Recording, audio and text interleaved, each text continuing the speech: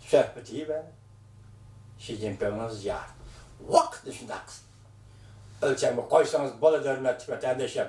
Biz gapni nereden başlagandık? Evvel Xi Jinping'in ziyaretinden başlayımız degan toq. Anada keldi ve Xi Jinping hazır boşap ketdi.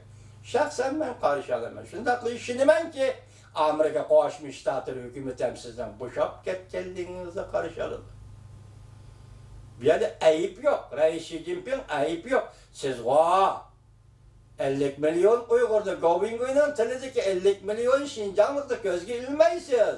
Reis Xi Jinping ona koyup duraylı. 1 milyar kişinin nazarga ağanda mı? Siz boşap ketadigan vaqt geldi.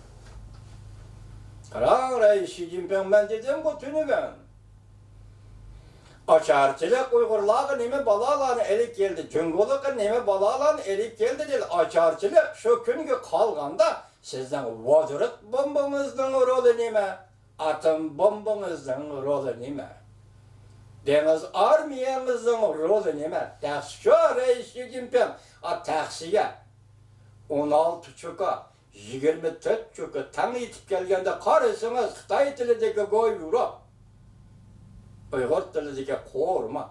Şu çuka ikinci qatam yetip gelgende takside hiç nemi yok.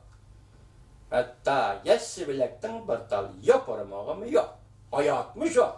Reis Xi Jinping hayatmış o. Turmuşmuş o. Bundan başka narsa emas. Şunu siz muşundaq tank salgı kelgende popozu işletişine ait yok. Mesela Rıbani makaleler kıldı 5. ayın 29. günü. Bizni işten avval aytıp koymu dediğimenla. Bu Xitay təhlilçilərinin nəzərdə qolçu təhlil qılışı dikən bundan gəplərini ne mi deydi? 62. yıl 10. ayın 20. günü Hindistan'da vuruşudum bura. 1979. yıl 2. aydım bura. Vietnam vuruşudum bura. Jungo şundaq degen idi. Rıbo şundaq degen idi. Bu demek uğraş. Kim bilen uğraş? Aldığınızdaki devlet yak Amerika Qo'shma Shtatlarida Vietnam yakalaqa davlat statusiga taşmaydigan Hindistan deb o'ylab qolganga o'xshamamsiz Jungolar efendi bu. To. O'ylashma o'zingizga ixtiyorga erkinlik. Biz mushundaq tahlil qilib bersak, hozirgi vaziyat musha keldi. Başta dedim hozir Govingoy bugun Shangal to'g'risida ortiq gap yo'q, bir egizli gap. Jungo Kompartiyasini aldırış Shangaldan başladı. Yani nimelerni sözlemek için nurgun narsa tayyorlik qilgandim vatandaşım. Hozir meni leksiyam shu yerda oxirlashdi. Kelib qolgan hayotga xotirli bilib, yana bir qatimliq leksiyamda so'zlayman. Vaziyat mana shu yerda men shundoq tahlil qildim.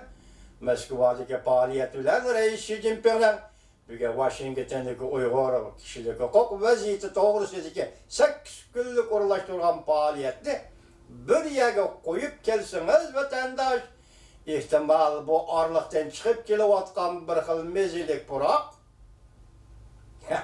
mezilik puroq Govingoy aytgandek Xinjiang mustaqillik jakalaydi, Shangang mustaqillik jakalaydi, Tayvan mustaqillik jakalaydi deydigan bir puroq chiqib kelyotidi. Shuning ishininki tunigun men adoqchi elishiman. Yaliqadek ishdan burun aytib qo'ydi deymanlar. Serak topa importi ve eksportini cheklayman. Amerikadan o'ch olaman. Tunigun shundaq deyilgan gaplar edi. Qarabaqninki oxiri Moskvaga bordiki prezident Vladimir Putin bilan so'zlashdiki Reis Xi Jinping boshab ketdi. Leksiyamning oxirida shuni deyk, hurmatli vatandoshim. Rossiyaning oldida qattiqlashib, gediyib ketgan jungoliklar Amerikaning oldiga kelganda boshab ketdi. Amerika Qo'shma Shtatlarining oldida o'zining g'ururi va ko'ranligiga tayinib gediyib ketgan, qattiqlashib ketgan jungoliklar Moskvada, Kremlda boshab ketdi. Bu jungoliklarning tarix aloyidligi, shaxsiyat aloyidligi. yakı bu 20. asır ta ki hazırgacha cöngölüklerin alaylı bolup gel.